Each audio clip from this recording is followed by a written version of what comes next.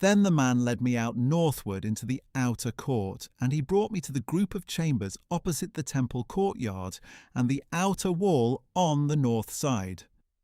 The building with the door facing north was 100 cubits long and 50 cubits wide. Gallery faced gallery in 3 levels opposite the 20 cubits that belonged to the inner court and opposite the pavement that belonged to the outer court. In front of the chambers was an inner walkway 10 cubits wide and 100 cubits long. Their doors were on the north.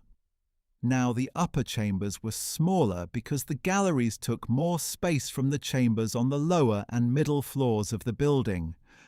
For they were arranged in 3 stories, and unlike the courts, they had no pillars, so the upper chambers were set back further than the lower and middle floors.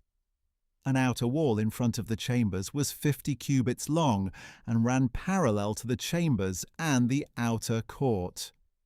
For the chambers on the outer court were 50 cubits long, while those facing the temple were 100 cubits long. And below these chambers was the entrance on the east side as one enters them from the outer court. On the south side, along the length of the wall of the outer court, were chambers adjoining the courtyard and opposite the building, with a passageway in front of them, just like the chambers that were on the north. They had the same length and width, with similar exits and dimensions.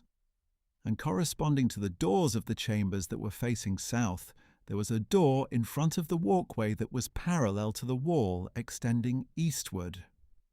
Then the man said to me, "The north and south chambers facing the temple courtyard are the holy chambers where the priests who approach the Lord will eat the most holy offerings. There they will place the most holy offerings, the grain offerings, the sin offerings, and the guilt offerings, for the place is holy.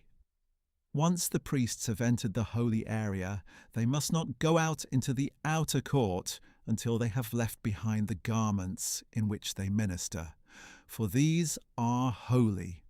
They are to put on other clothes before they approach the places that are for the people."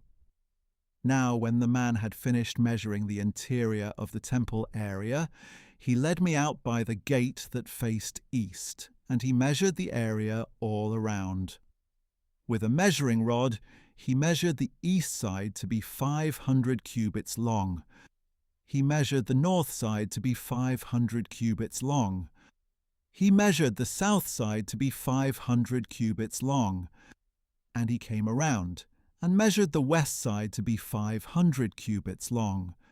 So he measured the area on all 4 sides. It had a wall all around 500 cubits long and 500 cubits wide to separate the holy from the common.